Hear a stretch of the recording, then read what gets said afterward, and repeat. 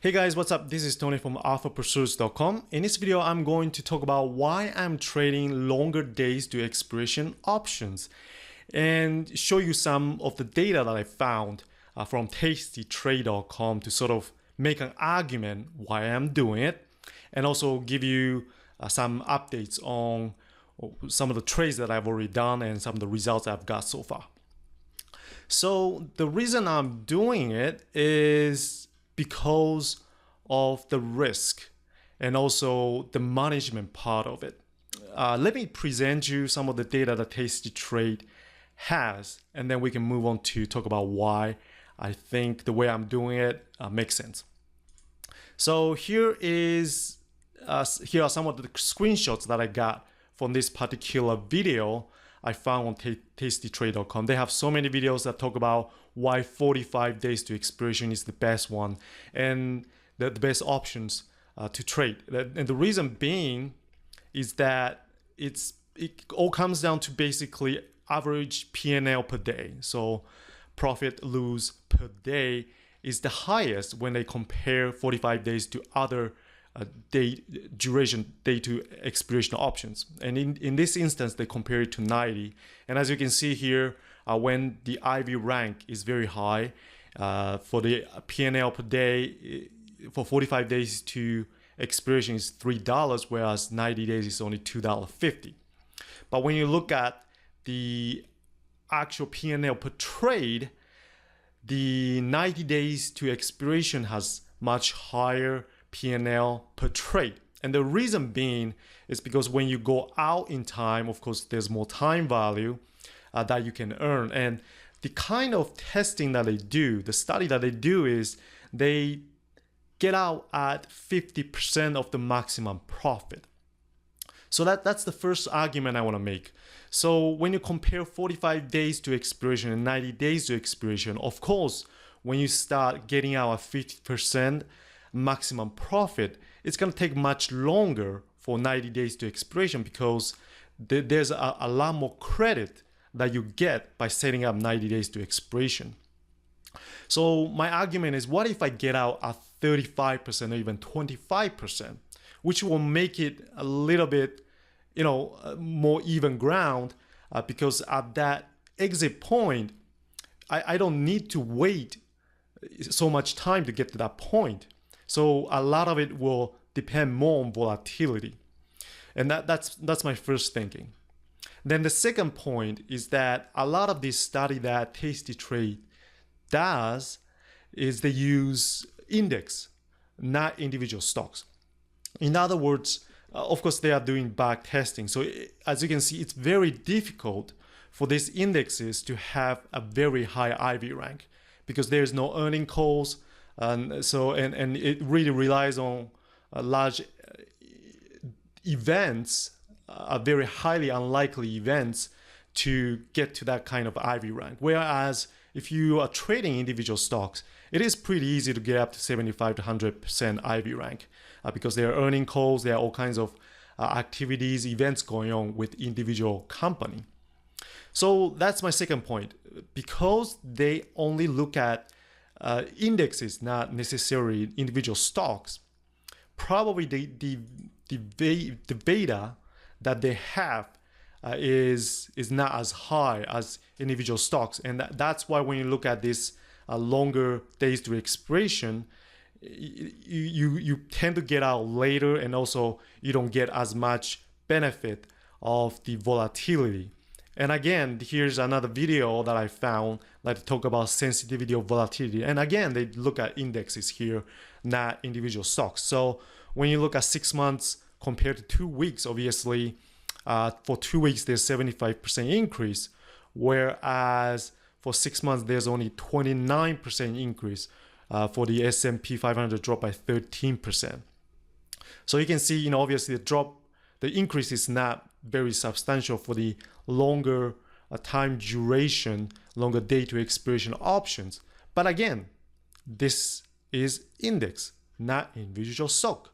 So when we talk about individual stock, I think if you find a stock that's volatile enough, even with the longer days to expiration option of that particular stock, you should be able to make substantial profit from it.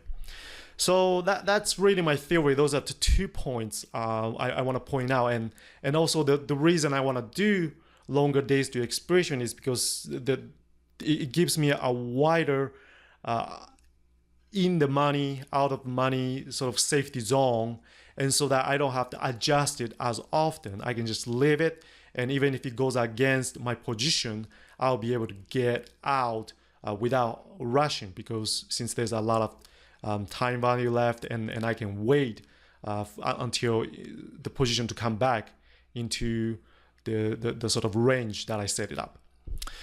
And here is the primary result that I have. Let me open this up, enlarge it a little bit here. So here is a list of long days to expiration options. As you can see, in June I set it up, that's August, so obviously it's more than 45 days.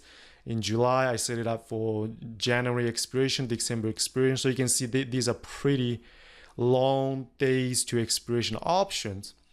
And based on my theory that like I mentioned earlier, when we deal with stocks such as Tesla that has a very high volatility, as you can see, I got in July, and then I got out in August. And actually this is a day before the earning call. So I was really surprised I managed to get out even before the earning call itself. So the volatility, when I look at it on the chart, it didn't really drop yet. And so, I was really surprised that I managed to get out at earlier than the earning day.